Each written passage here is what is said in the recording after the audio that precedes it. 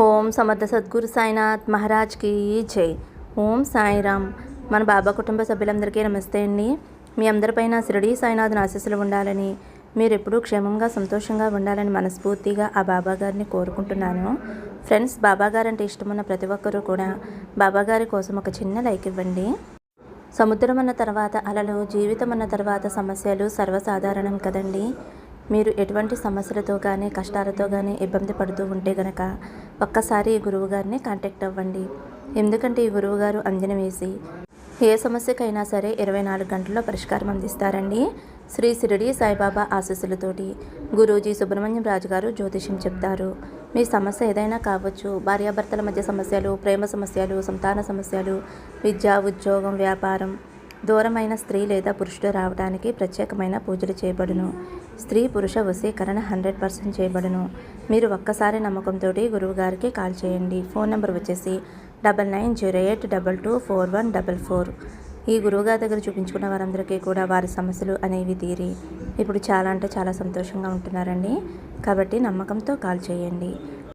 ఇంక ఈరోజు వీడియోలోకి అయితే వెళ్ళిపోదామండి. మన బాబాగారి సందేశం. మన బాబాగారు ఏమంటున్నారంటే, బిడ్డ, నీకోసమే ఈ వాకు. నీ ఇంటి దొంగని ఎవరూ పట్టుకోలేరు అని అనుకుంటున్నావు కదా. నీ ఇంటి దొంగని నువ్వే పట్టుకోవాలి. 30-35 సంవత్సరాల వయసున్న వ్యక్తి. వారిని గనక నువ్వు పట్టుకోకపోతే నువ్వు జీవితంలో చాలా నష్టపోయే అవకాశం ఉంది తల్లి. నీకు చెప్పాను కదమ్మా, జాగ్రత్తగా ఉండమని. నిన్ను హెచ్చరిస్తున్నాను. ఏదైనా సరే మన మంచి కోసమే అనుకో తల్లి. నీ మంచి కోరే కదమ్మా నేను చెబుతున్నాను. ఈ బాబా తండ్రిని ఏమాత్రం నిర్లక్ష్యం చేయకుండా చివరి వరకు విను తల్లి అని అయితే మన బాబా గారు అంటున్నారండి. ఫ్రెండ్స్, మరి మన బాబా గారు ఏం చెప్పబోతున్నారో ఆయన మాటలను తెలుసుకుందాము. మీరైతే వీడియోని ఎక్కడా కూడా స్కిప్ చేయకుండా, మిస్ చేయకుండా చివరి వరకు చూడండి. అప్పుడే బాబా గారి మాటల్లోని అర్థం పరమార్థం మీకు తెలుస్తుందండి. వీడియో నచ్చితే ఒక చిన్న లైక్ ఇవ్వండి. ఓం సాయిరామ్ అని కామెంట్ చేయండి. ఇంకా మన బాబా గారు ఏమంటున్నారంటే బిడ్డ, ఇప్పుడు నువ్వు జాగ్రత్తగా ఉండవలసిన కొన్ని క్షణాలు తల్లి. ఈ సమయంలో నువ్వు కాస్త జాగ్రత్తగా ఉండాలి. నీ జీవితం నిజం కాబోతుంది. అదేమిటో తెలుసా? వింటే మాత్రం ఒక్కసారిగా నీ ఇంటి దొంగ ఎవరో, ఏం చేస్తున్నారు, ఏం చేయబోతున్నారో తెలిస్తే వారిని చీ కొడతావు, ఆశ్చర్యపోతావు. వారెవరు అంటే నీతోనే ఉంటున్నారు, నీ తిండి తింటున్నారు, నీ వెంటే ఉంటున్నారు, నువ్వు పెట్టే భిక్షతోటి బ్రతుకుతున్నారు. నిన్ను బాధ పెట్టాలి అని, నిన్ను హింసించాలి అని నీ వెనుక నీకు వ్యతిరేకంగా కుట్రలు పన్నుతున్నారు తల్లి. అది కూడా వేరే వారితో కలిసి. వారి భాగోతమంతా, వారి బండారమంతా కూడా నేను చెబుతాను. నిన్ను ఎవరైతే మోసం చేయాలి అని అనుకుంటున్నారో వారి గుట్టు రట్టు చేయబోతున్నాను తల్లి. వారి బండారం బయట పెట్టబోతున్నాను. వారి భాగోతం బయటపడబోతుంది. ప్రతి ఒక్కటి కూడా, ప్రతి రహస్యం కూడా నీ బాబా నీకు చెప్పబోతున్నాడు. నేను నీ కోసం రాసిన ఈ ఒక్క మాట నీ ముందు ఉంచుతాను తల్లి. ఈ బాబా మాట కాదు అని అనకుండా విను తల్లి. వారికి ఉపయోగం ఏమిటి, వారికి లాభం ఏమిటి అనే కదా తల్లి నువ్వు ఆలోచిస్తున్నావు. కాబట్టి అన్నీ కూడా విను తల్లి, తెలుసుకో అమ్మా. నీకోసం తీసుకువచ్చినటువంటి ఈ సందేశాన్ని జాగ్రత్తగా విను. ఈ బాబా మీద నమ్మకం పెట్టు. నమ్మకం అనేది ఉన్నట్లయితే ఖచ్చితంగా నువ్వు అనుకున్నది అనుకున్నట్లు జరుగుతుంది. నీ జీవితాన్ని బంగారు భవిష్యత్తుగా నేను రాస్తాను కదా. నీ బాబా చెప్పేదంతా నీ మంచి కోసమేనమ్మా. ఇందులో ఎలాంటి సందేహం లేదు. బిడ్డ, నీ ఇంటి దొంగ ఖచ్చితంగా 30-35 సంవత్సరాల వయసులో ఉన్న వ్యక్తి. ఆ వ్యక్తి వేరే ఒకరితో చేతులు కలిపి నిన్ను నాశనం చేయాలి అని చూస్తున్నారు. నువ్వు చేసే పనులు ఎదరికి వెళ్లకుండా, నిన్ను ముందుకు వెళ్ళనివ్వకుండా, నీ కుటుంబాన్ని, నిన్ను మానసికంగా కృంగదీసేసి ఒక మూలను కూర్చోబెట్టాలి అని చెప్పి, చేతకాని వానిలా నిన్ను చెయ్యాలి అని చెప్పి ఈ విధంగా వారు చూస్తున్నారు. నలుగురిలో కూడా నిన్ను చులకన చేసి చేతకాని వారిలా మాట్లాడుతున్నారు. వారు నీ వెనక ఈ విధంగా అయితే కుట్రలు పన్నుతున్నారు తల్లి, పన్నాగాలు చేస్తున్నారు. వారి కుట్రలంతా కూడా నీకు తెలియచేస్తాను. నీ బాబా తండ్రి చెప్పేది శ్రద్ధగా విను. నీకు ప్రమాణం చేసి మరీ చెబుతున్నాను. ఈ వాక్కు, ఈ సందేశం నీకోసమే అని. నేను చెప్పే ఈ మాటల వల్ల వారు నీ కళ్ళకు కట్టినట్లుగా కనిపిస్తారు తల్లి. ఒక్కసారి కళ్ళు మూసుకుని ఆలోచించుకో. నా నామాన్ని జపించుకో.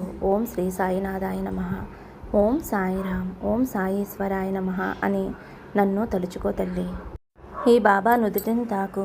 అంతా కూడా నేను చూసుకుంటాను. జరగవలసిందంతా జరిపిస్తాను. అంతా కూడా ఈ బాబా నడిపిస్తాడు. మొత్తం భారం అంతా కూడా నా మీద వెయ్యి. వారి బాగోతమేమిటో తెలుసుకో. అసలు వారెవరో తెలుసా? వారిని ఏం చెయ్యాలో కూడా చెబుతాను, జాగ్రత్తగా విను తల్లి. నీ కంటపడిన క్షణమే పక్క నెట్టి వేయకుండా విన్నావు అంటే నీ జీవితం బాగుంటుంది తల్లి. లేదంటే చిక్కుల్లో అయితే చిక్కుకుంటావు. జాగ్రత్త తల్లి. ఇంటి దొంగని ఈశ్వరుడైనా పట్టలేడు అని పెద్దవాళ్ళు చెప్పారు కదా. వారు నీతో మంచిగా ఉంటారు, నవ్వుతూ ఉంటారు. నీకు అసలు అనుమానం అనేదే రాకుండా చేస్తారు. కాబట్టి వారెవరో నువ్వు తెలుసుకుంటేనే కదా తల్లి నీ జీవితం అనేది బాగుంటుంది. చూడు తల్లి, నీ వెనకాల ఎన్నో పన్నాగాలు పన్నుతున్నారు, ఎన్నో పథకాలు వేస్తున్నారు, ఎన్నో అమల్లోకి తీసుకురాబోతున్నారు. కుట్రలు పన్నుతున్నారు, కుతంత్రాలు పన్నుతున్నారు. అన్ని విధాలుగా నిన్ను చెడగొట్టాలి అని, నిన్ను నాశనం చేయాలి అని, నిన్ను అనగదొక్కాలి అని తీవ్రంగా వారు ప్రయత్నిస్తూ ఉన్నారమ్మా. నువ్వు తలపైకెత్తి చూసే విధంగా లేకుండా చెయ్యాలి అని వారు ఎన్నో పన్నాగాలు పన్నుతున్నారు. అన్ని విధాలుగా కూడా నిన్ను ఆపాలని, అలాగే నీకు డబ్బు రాకుండా చేయాలి అని, నీకు మనశ్శాంతి లేకుండా చేయాలి అని, గొడవలు వచ్చేలా చేయాలి అని, నీకు విజయం అనేది లేకుండా చేయాలి అని, అలాగే నువ్వు చేస్తున్న పని అనేది ఎక్కడికక్కడ ఆగిపోవాలి అని, నీకు సంతోషం లేకుండా చేయాలి అన్నదే వారి పన్నాగం. అటువంటి వారిని ఖచ్చితంగా నువ్వు దూరం చేయాలి బిడ్డ. ఎందుకంటే ఇవన్నీ నేను చేయగలను బాబా, కానీ ఎవరికి నా మీద అంత కక్ష ఉంది అనే అనుమానం నీకు రావచ్చు. నీతో మంచిగా నటిస్తూ, నీ చుట్టూ తిరుగుతూ, నీ తిండి తింటూ నీ పక్కనే ఉన్నారమ్మా. నీ ఇంటి వ్యక్తే ఇరుగు పొరుగు వారితో కలిసి కుట్రలు అనేది పన్నుతున్నారు తల్లి. పన్నాగం పన్నుతున్నారు. ఎందుకంటే నీ ఎదుగుదలని ఆపేయాలి అనేదే వారి ఆలోచన.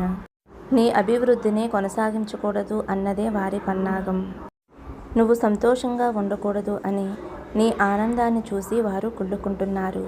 నీకు అయిన వాళ్ళందరినీ కూడా దూరం చెయ్యాలి అని అనుకుంటున్నారు. ఈ కుళ్ళు కుతంత్రాలు చెలరేగితే ఇరుగు పొరుగు వారు ప్రతిరోజు కూడా నిన్ను గమనిస్తూ ఉంటారు కదా. ఇద్దరు వ్యక్తులకైతే మనసు నిండా ఉందమ్మా, ఈ వ్యక్తి ఎలా ఎదిగిపోతున్నాడు, ఎలా సంపాదిస్తున్నాడు, అన్ని పనులు కూడా చాలా చక్కగా చేసుకుంటున్నాడు, కుటుంబంతో కలిసి చాలా ఆనందంగా ఉంటున్నాడు, జీవితంలో ముందుకు వెళుతున్నారు, ఏది పట్టుకున్నా సరే మంచి సక్సెస్ అవుతుంది, కుటుంబంతో ఎంతో అన్యోన్యంగా ఉంటున్నారే అని అనుకుంటూ ఉంటున్నారు. ఇంటికి అన్నీ కొని తెస్తున్నాడు, అందరినీ కూడా ప్రేమగా చూసుకుంటున్నాడు. మేము అలా ఉండలేకపోతున్నామే అన్న బాధ అనేది వారికి ఉంది. మీరు సంతోషంగా ఉన్నారు అని ఈర్ష్య, ద్వేషం, అసూయ అనేవి వారిలో పుష్కలంగా ఉన్నాయి. వారి మనసంతా కూడా కుళ్ళితో నిండిపోయింది తల్లి. ఎప్పుడూ కూడా చెడ్డ వ్యక్తులు ఎప్పుడూ ఒకే చోటకి చేరుతారు. మంచి మనసున్న వ్యక్తిత్వం ఉన్న వారందరూ కూడా ఒక చోటకి చేరుతారు. ఏ గూటి పక్షులు ఆ గూటికి చేరుతారు అన్నట్లుగా ఇప్పుడు నీ ఇంట్లో ఉన్న వ్యక్తి, ఆ వ్యక్తికి ఇప్పటికీ కూడా నీ మీద చాలా కోపం, పీకల దాకా ద్వేషం, ఈర్ష్యా ద్వేషంతో ఇరుగు పొరుగు వారితో చేతులు కలిపి నిన్ను బాధ పెట్టాలి అని చూస్తున్నారు. నీకు తెలియని విషయం ఏమిటి అంటే నువ్వు అనుకున్న పనులు జరగకూడదు అని వారైతే పన్నాగాలు పన్నుతున్నారు. నువ్వు చేసే వ్యాపారాలు దివాలా తీయాలి అని ఆశిస్తున్నారు.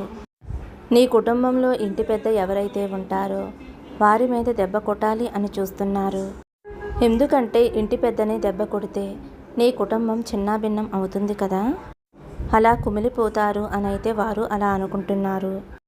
నీ ఇంట్లో శుభకార్యాలు జరగకూడదు అని అనుకుంటారు. అన్నీ చెడగొట్టాలి అని కోరుకుంటూ ఉంటారు. నీకు డబ్బు రాకుండా చేయాలి అని అనుకుంటారు.